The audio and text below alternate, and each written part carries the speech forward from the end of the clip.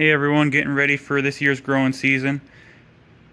Starting with 100 1-gallon containers, filling up today.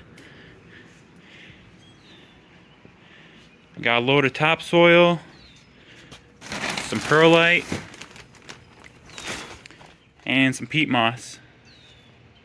The way we've been mixing it is 2 parts topsoil, 1 part perlite, 2 parts peat moss.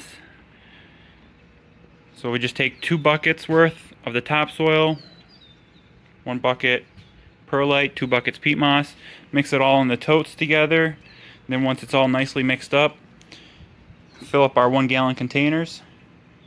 These ones are going to be for the daylilies and hostas. Yesterday, right after we finished mixing all the soil and filling the pots, I got my delivery of some bare root plants. Got some daylilies and some hostas. Got 50 of each, and I've started planting them all.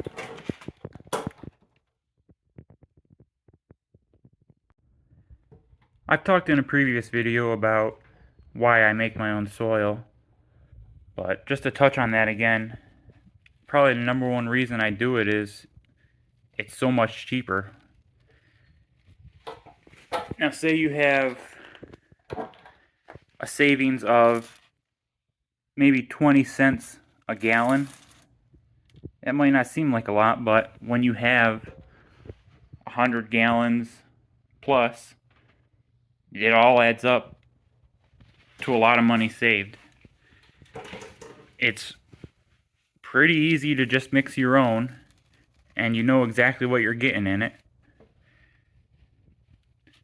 And I found with a lot of the Miracle-Gros, you end up getting a ton of sticks, pieces of plastic, rocks. And when you're starting out seedlings, when growing from seed, all that stuff can block your seed from sprouting. And next thing you know, you got a terrible germination rate. And you're wondering why. Well, you go to empty out your seed trays, and you find out that you had a rock or a stick, piece of plastic blocking that seed from sprouting out.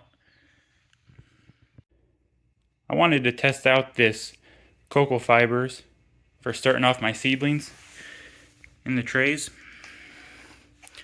Put a 5-kilogram brick in the tote, add a little water. I'm going to let it sit for a while, absorb it up, and start working it with my hands. So with this 5-kilo brick I put in here originally, I added almost 5 gallons of water to start and started breaking it all down, and actually had to add almost another 5 gallons of water. This stuff just absorbs it right up, expands. So yeah, you're going to need a bit of water for a full brick.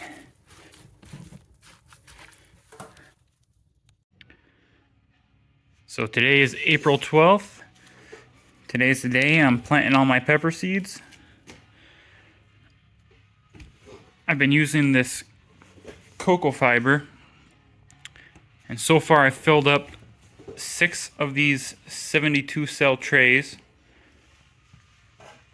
plus I think 1, 2, 3, 4, 5, 6, 7, 8, 9, 10, 11, 12, 13 of the 12 cell.